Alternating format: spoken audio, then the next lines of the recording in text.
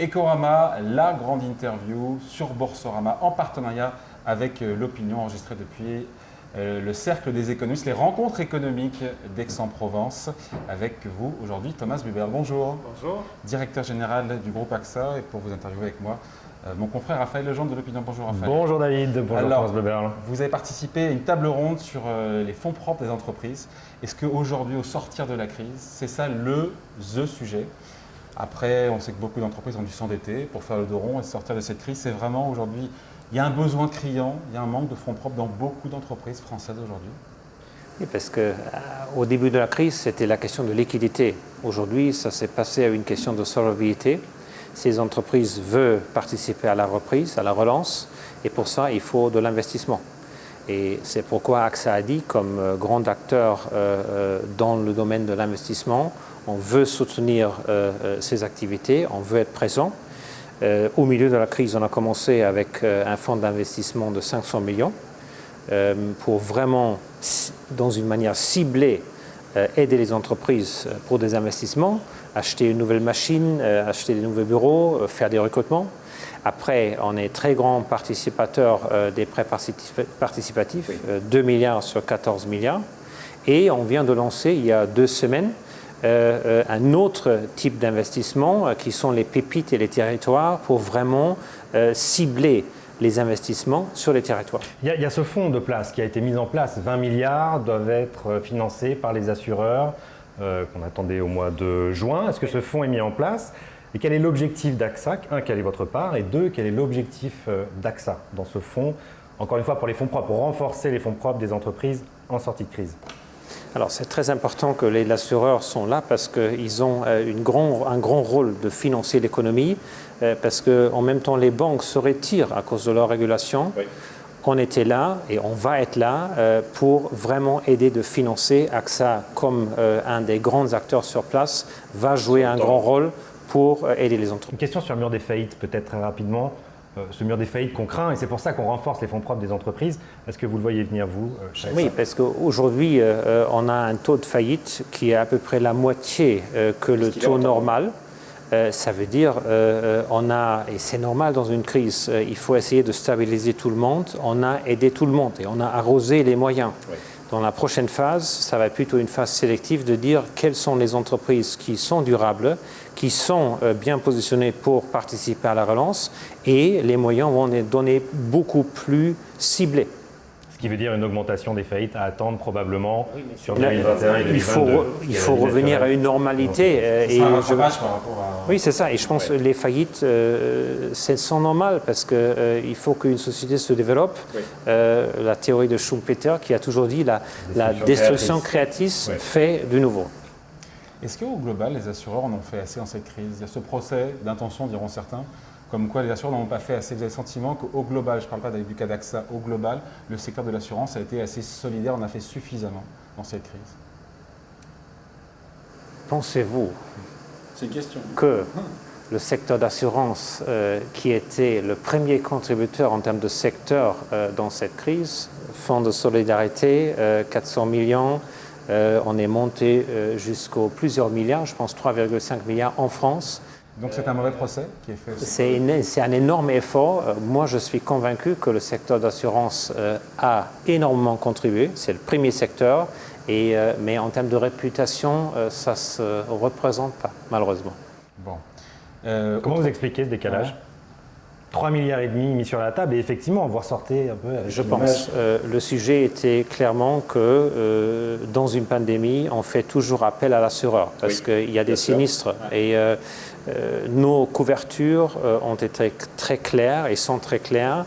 S'il y a des cas individuels avec des sinistres, l'assureur paye. Si tout le monde est affaibli, tout le monde a un problème, c'est un risque systémique qui doit être porté par l'État. Et c'est là où je pense cet malentendu a fait que... Vous leur tendez la main. Pas uniquement. En tout cas, vous leur tendez la main, Thomas Buberl, le restaurateur. Vous avez déboursé 300 millions d'euros pour indemniser, alors je ne sais pas si ce n'est pas le mot indemniser qui vous plaît, 15 000 établissements qui ont été fermés pour cause de crise sanitaire. Qu'est-ce que vous répondez à ceux qui vous disent, ben voilà, c'est trop peu et c'est trop tard? Alors, il faut quand même voir. On a 100 millions de clients dans le monde. Cette crise nous a coûté 1,5 milliard d'euros. Et on prend maintenant 300 millions d'euros pour 15 000 restaurateurs. Et on a dit... 20 000 euros par établissement. Oui, en moyenne, mais c'est difficile à comparer. Alors, on le fait maintenant parce qu'on a dit c'est la relance. C'était un malentendu, comme je viens de dire, et on veut mettre ça derrière nous parce qu'on sent maintenant que c'est le moment de la reprise. Tout le monde a envie de ressortir. Vous voyez ici, les restaurants sont pleins, les gens ont envie de revenir. Et il faut aussi aider ces restaurateurs pour regarder devant. C'est pourquoi on a dit on veut le réseau. D'accord. Un an après le début de la crise, 18 mois après le début de la crise, mais les problèmes ont commencé il y a à peu près un an. Pourquoi avoir attendu aussi longtemps? Et est-ce que vous avez eu beaucoup de résiliations de contrats chez les restaurateurs? Encore une fois, je pense que c'était vraiment un malentendu parce que si vous avez par exemple une maladie légionnaire dans un restaurant, on a toujours payé. Mais le contrat dit clairement, si dans le même département, plusieurs restaurants sont fermés pour la même raison, cette couverture ne s'applique pas. Ça exactement, c'était le malentendu. On a attendu parce que normalement, c'est la jurisprudence qui est multiple, qui aide, qui clarifie. Des jugements différents, effectivement. Là, vous avez vraiment des jugements dans tous les sens et on s'est dit, bon, on ne peut pas attendre encore une fois un an jusqu'à ce que ça se termine dans la Cour de cassation. On veut le régler maintenant parce que c'est le moment maintenant où tout le monde se dit « Ok, je veux mettre cette crise derrière moi ». Les premiers versements ont déjà eu lieu? Alors, on est en train de, parce que on est en train de négocier, de discuter, ça va venir dans quelques semaines. Ouais, donc cette enveloppe, en tout cas, a vocation à éteindre toutes les procédures ou un maximum de procédures judiciaires en cours. Oui, et on fait, il faut juste 15 000 contrats, 1500 ont eu des procédures et ça veut dire on donne à tout le monde, même les gens qui n'ont rien demandé et même les gens qui ont perdu le processus contre nous. Même eux. Parce qu'on s'est dit, OK, on veut vraiment pas indemniser, mais trouver un accord en transaction avec tout le monde pour vraiment mettre ça derrière nous. Thomas Buberl, vous regrettez, j'imagine, ces mois de bras de fer avec vos clients, restaurateurs? Oui, j'imagine que oui. Encore une fois, c'était... question, si c'était à refaire, qu'est-ce que vous feriez différemment pour vous? Alors, c'était pas droit de fer parce qu'on était sur une situation contractuelle qui n'était pas claire. Et on a eu deux types de restaurateurs. Une où c'était pas du tout clair, là on a réglé tout de suite. La deuxième où on a voulu que la jurisprudence le règle, mais on ne l'a pas fait. Je pense l'apprentissage, c'est la suivante. Il faut que les contrats soit 100% clair. Et c'est pourquoi on a lancé un projet chez nous, partout dans le monde par ailleurs, pour redéfinir les clauses contractuelles de la perte d'exploitation sans dommage. Donc ça veut dire que si on a un nouveau confinement, malheureusement avec ce variant Delta qui arrive, c'est 100% clair dans n'importe quel pays. Oui, c'est exactement le caractère de l'époque. S'il y a un sujet de l'épidémie dans un établissement, sans que ça se passe ailleurs, donc ils ne seront pas couverts, donc les restaurateurs ne seront pas couverts. Dans la pandémie, non. Et parce que, encore une fois, parce que la pandémie, c'est un nouveau risque. Il faut qu'on trouve ouvrir un sujet là-dessus. Oui, il faut trouver un nouveau mécanisme. C'est par exemple, oui. Et on l'a proposé, hein. Oui. Le régime Merci, Catex. Merci, pas très allant sur le sujet, effectivement. Vous pensez que c'est un dossier qui peut aboutir? C'est pas encore terminé, mais ça prend du temps. À mon avis, il faut le faire parce qu'on va certainement avoir une prochaine pandémie. Et n'oubliez pas, la pandémie digitale s'appelle cyber. Oui. On est assez assuré, assez bien assuré sur le risque cyber en France? Les entreprises sont assurées, mais jamais en entier. C'est la même chose. Vous êtes assuré contre, par exemple, un ransom ou, par exemple, des pertes d'exploitation limitées. Mais s'il y a un sujet systémique, on tombe sur le même sujet. Donc l'idée, ce serait de trouver un système comme pour les catastrophes naturelles ou le risque des attaques terroristes avec une prise en charge de la collectivité. C'est ça que vous souhaitez? Alors, ça doit être un système qui est un système public-privé. Ça veut dire les privés prennent une partie, l'État prend le reste. Et on le fait en système d'épargne. Ça veut dire chaque année, on met de côté une somme et dès que le risque nous touche, on a cette caisse pour payer. La crise vous a coûté 1,5 milliard d'euros, vous venez de le dire, en 2020. Cette année, on a quelle estimation? On reste sur le même montant parce que c'est un montant net. C'est un montant net, ça veut dire il y a des endroits où Comme l'assurance voiture, on a eu moins de fréquences, moins de sinistres, et la perte d'exploitation, les annulations des événements, les 1,5 c'est le net. Et on l'évoquait là rapidement, mais sur les grands risques systémiques. Les autres risques à venir, les autres pandémies, vous citez Oui, le risque cyber. Oui. C'est la seule autre pandémie digitale qui a le même caractère. Et c'est pourquoi on ne doit pas attendre la prochaine crise. Il faut se préparer. Non, il faut se préparer. En faisant en créant ce véhicule, c'est ce que j'ai dit, parce qu'il faut chaque année compte pour mettre de côté, pour après être capable d'aider. D'avoir suffisamment d'années, on a mis de côté. C'est le principal risque que vous voyez aujourd'hui, pas d'autres risques systémique. Le risque climatique est bien sûr, il y a un risque climat, bien sûr, parce que ça, c'est aussi très difficile à assurer. Et là aussi, on joue notre carte comme investisseur. On était très tôt dans ce sujet-là. C'était en 2015 où on a commencé de se désinvestir du charbon. Maintenant, on a beaucoup plus progressé. Nous sommes plutôt sur la transition. Ça veut dire on accompagne les entreprises qui veulent se transformer et qui veulent vraiment aller vers quelque chose de plus durable. Et donc les boîtes qui sont plus vertueuses dans vos clients, vous allez potentiellement, pas mieux les servir, mais avoir des polices d'assurance peut-être Alors ça, c'est le deuxième volet. On a le volet investissement, où on dit, OK, les entreprises qui ont une stratégie claire de transition, on finance, on aide. Les gens qui ne veulent pas, on se distance. On fait la même chose dans la souscription des risques. Si vous voulez construire aujourd'hui une cellule de charbon, vous n'êtes pas à la bonne adresse chez moi. Vous refuserez? Oui. Et dans l'autre sens, il y aurait, pour ceux qui sont vertueux, si vous êtes un pétrolier qui veut vraiment aller vers les renouvelables, je suis certainement, et je vois votre plan de transition et vos initiatives, là je suis très prêt à vous aider. D'accord, vous serez dans l'accompagnement peut-être plus que dans du coercitif. Oui, parce que la pénalisation n'incite pas de faire des bonnes choses. Et le charbon est clair, mais tout le reste, ce n'est pas 100% clair. Et il faut accompagner la transition. Un petit mot du télétravail. Quelle sera la nouvelle norme de télétravail dans le groupe AXA, post-crise? Alors, on a vécu 100% au bureau et 100% chez soi. Je pense qu'il faut maintenant trouver la bonne balance.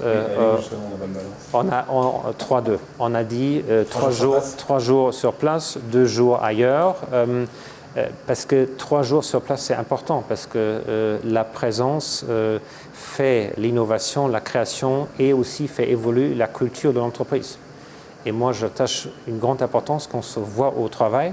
Je viens d'avoir mon premier conseil en physique et c'est incroyable de se retrouver en physique, mais aussi dans la petite pause de café où on peut discuter. Ça fait à peu près 1 mois que les règles sur le télétravail ont été assouplies, c'était le 9 juin par le gouvernement.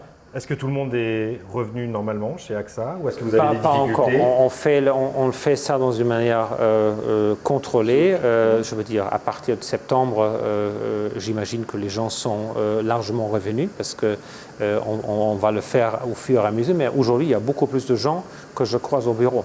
Et il faut le faire doucement parce que c'est peut-être notre plus grand challenge managérial qu'on a maintenant. On a imaginé à l'époque mettre les gens chez eux est difficile. Ça, c'était relativement facile vis-à-vis une gestion prudente maintenant de faire revenir les gens.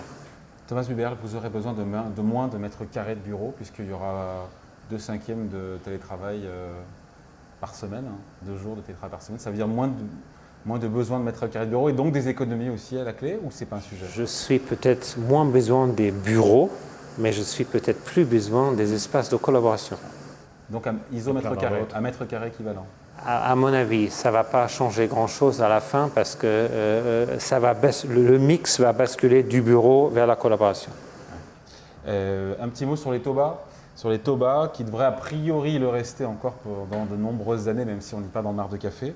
Vous en pensez quoi? Est-ce que ça change? Qu'est-ce que ça change pour vous? Parce qu'il y a 20% de vos profits qui sont issus notamment de l'assurance vie. Alors, ces taux bas ne sont pas nouveaux, on les a depuis 2008 déjà, ça veut dire qu'on a eu assez de temps pour se préparer à ça.